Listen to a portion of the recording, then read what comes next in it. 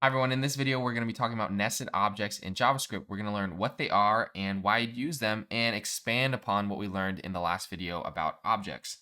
Now, what exactly is a nested object? Well, it's essentially just an object inside of another object. And you'll see that here in Visual Studio Code.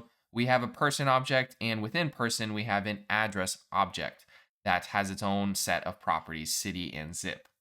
Now, you might be wondering, why exactly would we use a nested object? What's the benefit? And it's really just to group data together that when it makes sense. And we have another example here. We have a user object, and imagine we're building user profiles. It often makes sense to group similar data together. In this case, we're grouping all of the settings data in one place in an object specifically. And so you'll see that for Sarah in particular, they have a dark theme and email notifications turned on.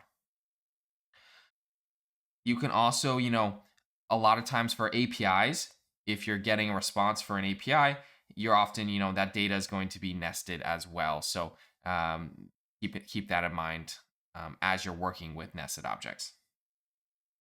Now, if you want to access a nested object, you can do so.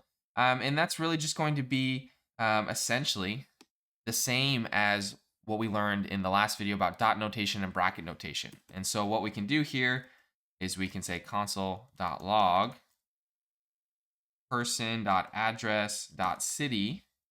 And so you're really just going one layer additional deep, as you can see here. And then we will run this in the terminal.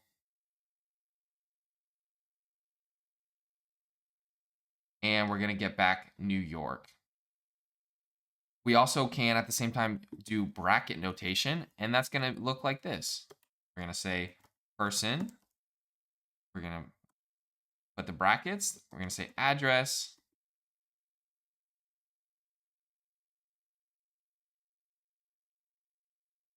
We're going to put zip. That in quotes.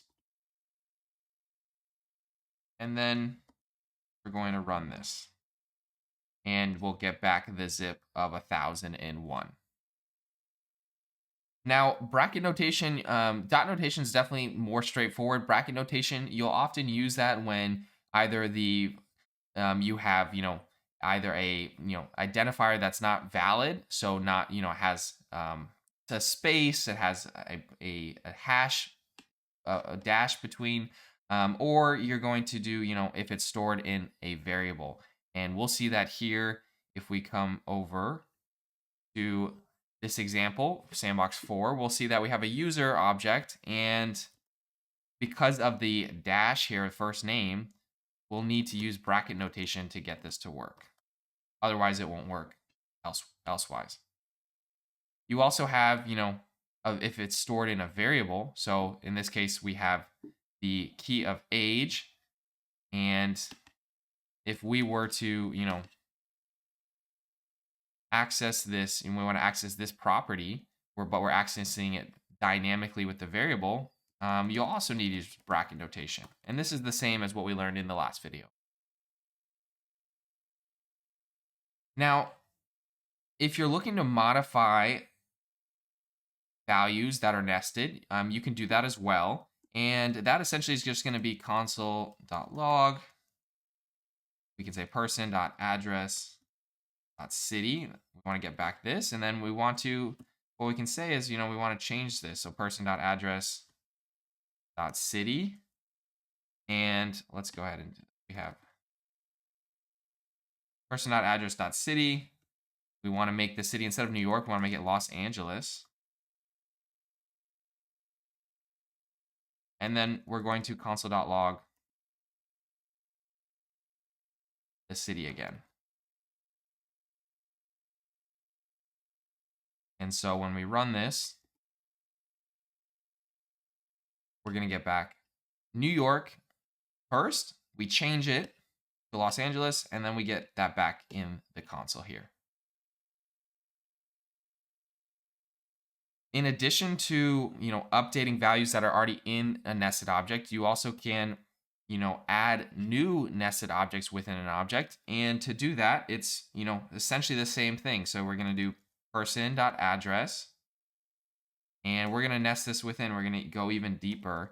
We're going to say dot coordinates. This time we're going to add some coordinates for the address. And then we're going to give it a lat key for latitude. We'll just say 40. And we'll give a longitude. And we'll say -74.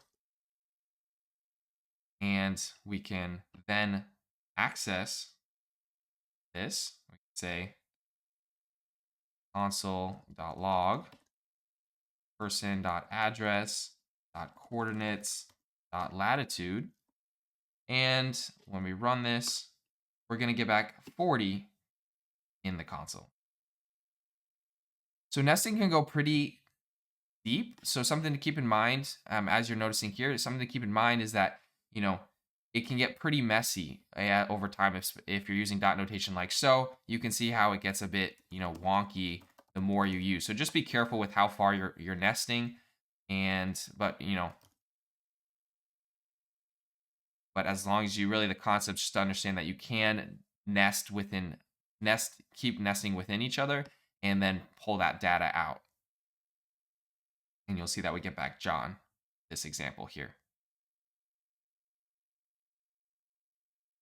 Lastly, I want to mention if you're unsure, sometimes you might be in a situation where you're unsure if the data exists. And so when you're in that situation, and that's going to look something like this, let's say we're trying to get back person.contact.email, and we don't have contact, we don't have email, we don't know about this. So we say console.log person.contact.email, and then we try to run this. We're going to get back an error message saying that we can't read email. And so what you would do in this case is you can use optional chaining, and you would essentially just add a question mark. Since we don't have contact, we're unsure about this, and so we're going to run this again. And you'll see that we get back undefined. So if you want to reduce the errors that show up in the console, you can do optional chaining as well. And that's just a quick crash course on nested objects in JavaScript. You're going to see this everywhere, like I mentioned, APIs, user settings, anywhere where you're grouping data like shopping carts, etc. So that's it for today. If you want more beginner-friendly JavaScript tutorials, feel free to like and subscribe, and I'll see you in the next one. Thanks so much.